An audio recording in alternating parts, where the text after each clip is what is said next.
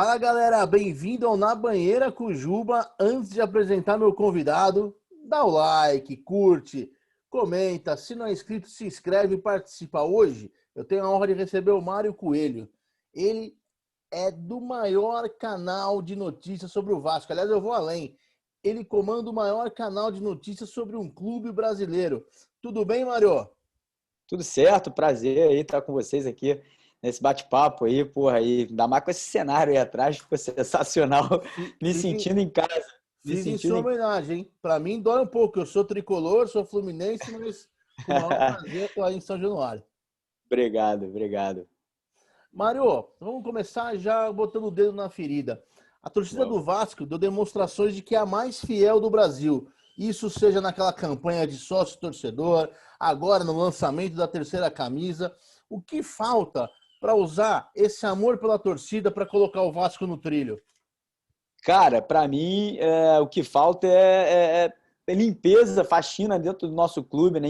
Infelizmente, o que vem acontecendo no Vasco aí há décadas e décadas e décadas são diretorias, cara, que afundam cada vez mais a instituição, botam interesses pessoais, botam status, poder, infelizmente, à frente do que o torcedor quer, né? O torcedor quer um time forte, quer um time brigando por título, e o torcedor do Vasco mostra aí ano sim, que meu irmão tá do lado, abraça, não tem tempo ruim, a gente faz associação em massa, a gente compra camisa, a gente lota São Januário quando pode lotar, né? Agora não tá podendo, mas torcedor do Vasco é brincadeira. Eu sempre falo uma coisa, torcedor do Vasco é o que mais entrega e é o que menos recebe de volta no futebol brasileiro, talvez até futebol mundial. É impressionante a covardia, né, que as diretorias do Vasco aí. E a gente não perdoa aqui, não. É Eurico, Roberto Dinamite, Campelo, agora o Salgado.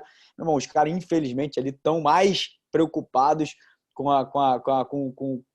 o cargo deles, né, com o status que ele tem ali como presidente, ou diretor, ou vice-presidente, do que, sinceramente, com o futuro do nosso clube. Então, enquanto o Vasco não tiver uma paz, uma união política, uma organização de gestão, infelizmente, torcedor vai sofrer e a torcida vai, infelizmente, acabar diminuindo aos poucos, né? Porque, porra, a molecada hoje vê aí o nosso arquirrival nadando de braçada e a gente, porra, caindo pela quarta vez para a segunda divisão, fica difícil.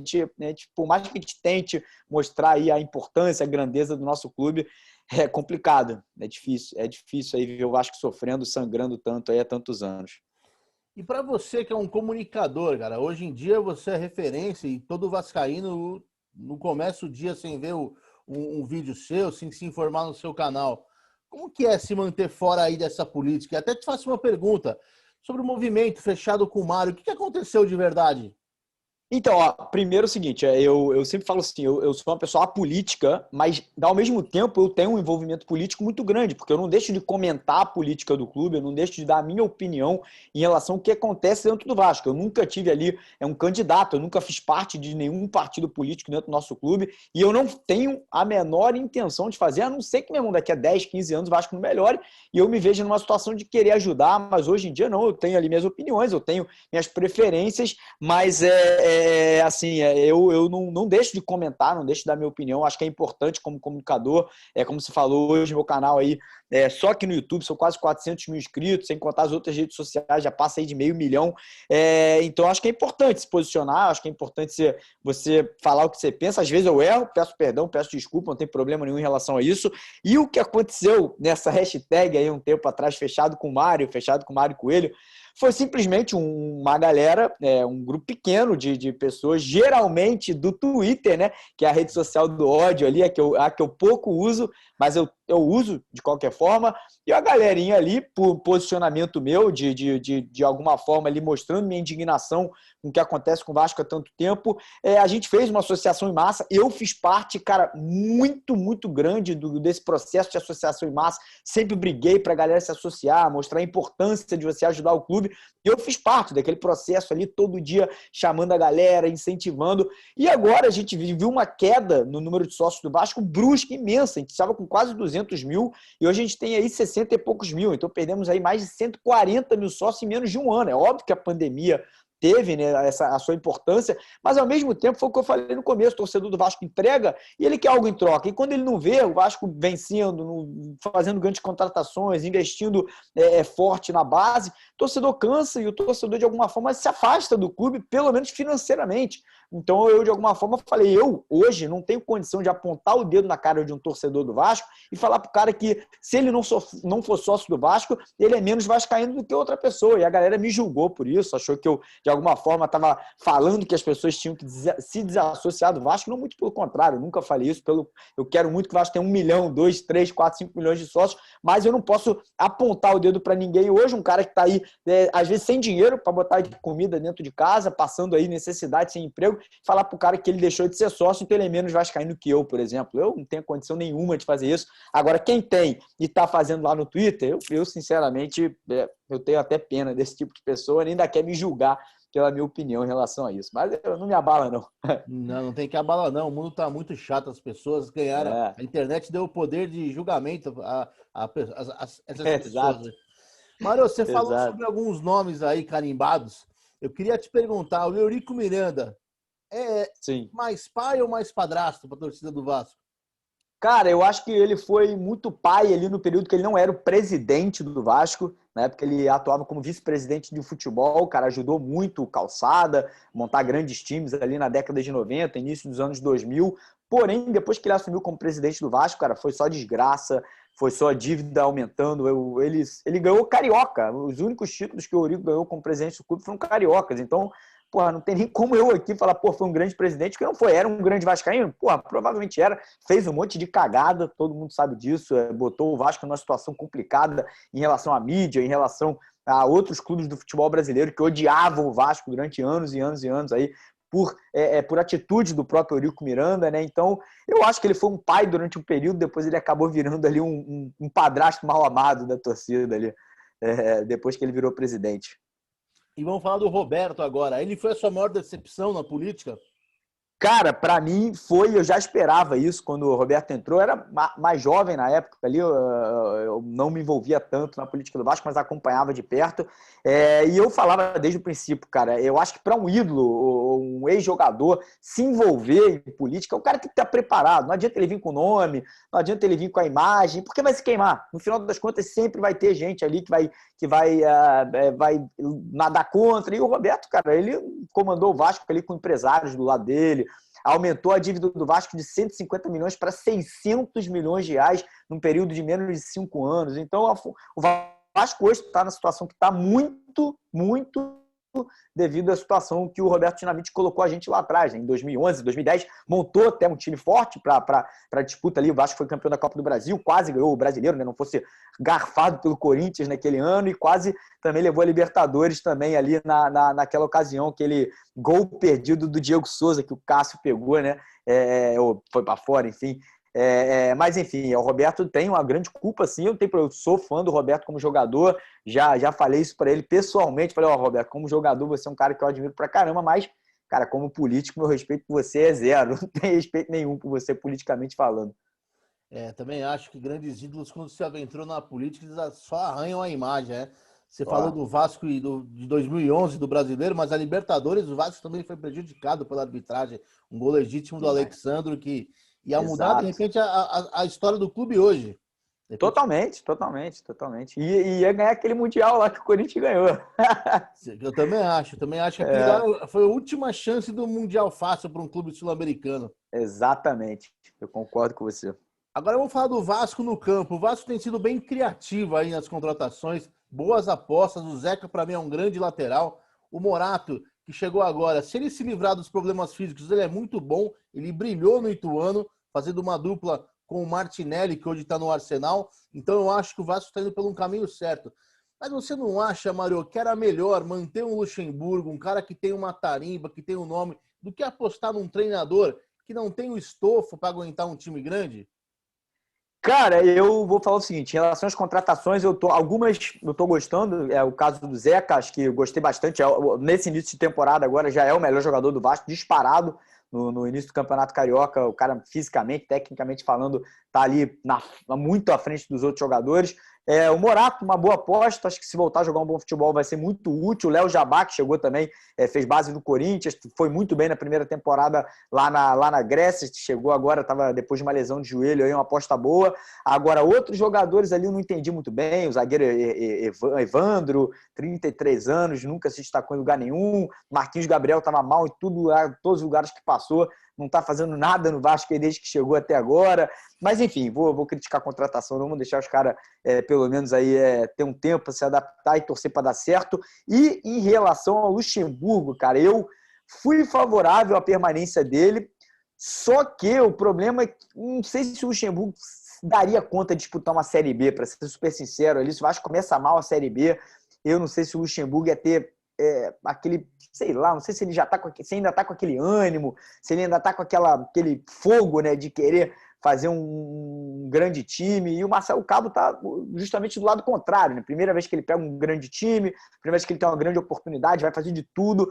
E eu até gosto da forma de trabalho do Cabo, um cara que tenta montar um time compacto, com pressão ofensiva ali, né, pressionando a saída de bola dos adversários, mas precisa de jogador, né? Não vai ter técnico no mundo que vai fazer esse time do Vasco hoje jogar. E o time do Vasco hoje, sinceramente, não classifica para a Série A, não, cara. Se não contratar, se não trouxer aí mais 1, 2, 3 jogadores de qualidade, a gente vai passar sufoco na Série B esse ano, 2021, porque a Série B tá forte esse ano, tá brincadeira, não.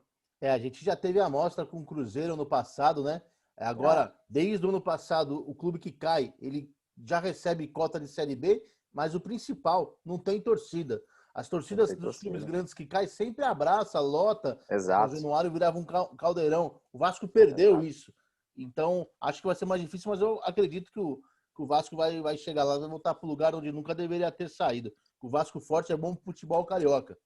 Para todo mundo, né? Eu acho isso. Agora eu vou falar de coisa boa. Quando o Mário deita no travesseiro, qual o gol que vem na sua cabeça? O do Cocada contra não vou falar o nome do time deles, o do Sorato contra o São Paulo ou o do Juninho contra o River Plate?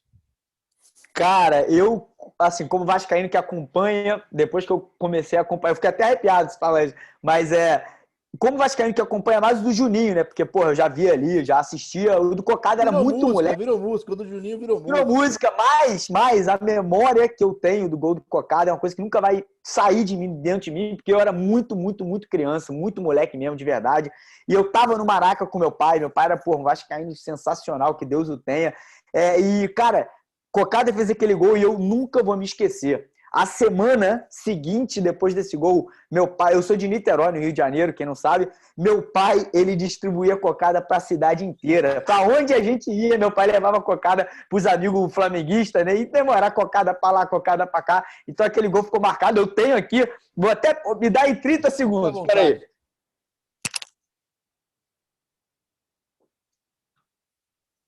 Aí, ó, para não falar aqui, ó. Aqui e a camisa do Cocada 13 coisa daquele linda, jogo. Coisa linda. Cocada que fez tudo em 3 minutos, né? Entrou, fez o gol do título e foi expulso. Acabou com a carreira. Ele é irmão do Miller, né? Que o irmão do Miller, grande Miller, né? Não, mas foi essas coisas que só o futebol traz para nós, né? O herói improvável, o gol do Cocada. Agora, aquela dúvida, Romário ou Edmundo? Romário. Para mim, Romário. A galera vai me xingar, vai falar o que for. Para mim, Romário. Para mim, Romário dos que eu vi jogar, não teve igual, irmão. Porra, pode ter jogado lá, pode ter jogado não sei aonde. O Edmundo jogou também, a galera esquece disso. E o fato de Edmundo ter se envolvido muito na política do Vasco desses anos, últimos anos aí, me deixou um pouco chateado também. Até conversei com ele na última entrevista que eu fiz com ele. Mas como jogador disparado, Romário, não tem como. Porra, fez o dobro de gols com a camisa do Vasco. Participou daquela final da Mercosul, sensacional, que, porra, a gente virou contra o Palmeiras, o cara fez 3 gols naquele jogo. Porra, pra mim não tem igual. Baixinho era fora de série. Queria que ele tivesse algum cargo, alguma coisa dentro do Vasco. Só tem a estátua que é contestada até hoje, mas enfim, eu gosto muito do Romário. Romário é patrimônio do Brasil. Romário jogou em todos os times, sempre respeitou todas as torcidas, e ele é um cara que é querido. Tanto é que ele se despediu da seleção brasileira aqui em São Paulo, num dia à noite, num dia de semana, e o Pacaembu encheu para bater palma para ele. Fez muito gol com a camisa do São Fusão também, né? Fez muito gol e sempre respeitou. Ele disse que uma Sempre. das maiores mágoas da carreira dele foi ter saído do Fluminense sem dar um título. O Pois Fluminense é. fez bastante coisa para honrar os compromissos e ele é um cara bem sério. Agora, o maior pecado do Vasco, aquela maior tristeza, aquele jogo que ainda amarga quando você vê, que você não consegue ver, é aquele jogo contra o Real Madrid? Aquela bola do Felipe nos seus sonhos, ela ainda entra? Não, pra mim aquele pênalti do Edmundo contra o Corinthians. Foi o que eu Aqui fiquei foi. mais. Aquele é o que mais me deixou. Cara, aquele lá eu chorei demais, tá maluco? Eu não aguentava mais, cara. Eu tava já. Era, porra, Vasco. Porra, aquela época ali, cara, eu fui ver Vasco e Manchester, fui não sei o quê. E daí o Edmundo me perde, bate aquele pênalti daquele jeito, me deixou louco, cara. Tá maluco. Aquele lá, pra mim, é o que mais ainda me dói no coração, que eu, cara, não consigo ver de novo. Pra mim, aquilo ali foi inadmissível. E o Vasco era pra ter ganho aquele jogo, né, cara? O Juninho perdeu um gol, porra, ridículo durante a partida também. Enfim, para mim aquele jogo ali não dá, para mim não dá. Não, era o jogo. O Real Madrid é o Real Madrid, né? Queria muito ter ganho, mas ter perdido para o Real Madrid é algo muito maior do que para mim do que perdido para o Corinthians, na minha opinião. Mas o Vasco e Real Madrid acho que foi o mundial mais injusto que teve na história. O Vasco jogou aquele... muito mais. O Vasco não ficou com medo, entre aspas, não respeitou, partiu para cima. E nem aquela um bola pouco, do Felipe foi um pecado. E aquela bola do NASA também, né? Porra, brincadeira a bola de me desviar no NASA e a bola entrar. Brincadeira. Até hoje é complicado de aturar isso aí. Mas, enfim, faz parte. Futebol é isso. Futebol é isso. Por isso que o esporte é um esporte maravilhoso, que nem sempre o melhor sobrevive. Mário, foi um prazer receber você aqui. Obrigado, parabéns pelo trabalho. Você é referência aí para nós, que a gente está começando com o canal. Continue assim, sempre levando boas notícias do Vasco, levando sempre a verdade antes de tudo, né? E que seu canal cresça ainda mais. E para encerrar, aquela frase: enquanto houver um coração infantil, o Vasco será imortal. Maravilha. Muito obrigado aí pela sua participação, viu? Valeu, eu que agradeço. Prazer aí estar com vocês. Espero voltar no futuro. Canal gigante já. Pô, vocês mandando bem pra caramba aí. Podem contar com o meu apoio aí. Vou divulgar pra galera aí assistir lá, os vascaínos já assistirem. E é isso. Tamo junto. Grande abraço. Saudações vascaínas. Como eu falo, aqui hoje é Vasco. Isso aí. Galera, a gente volta semana que vem. Aquele abraço.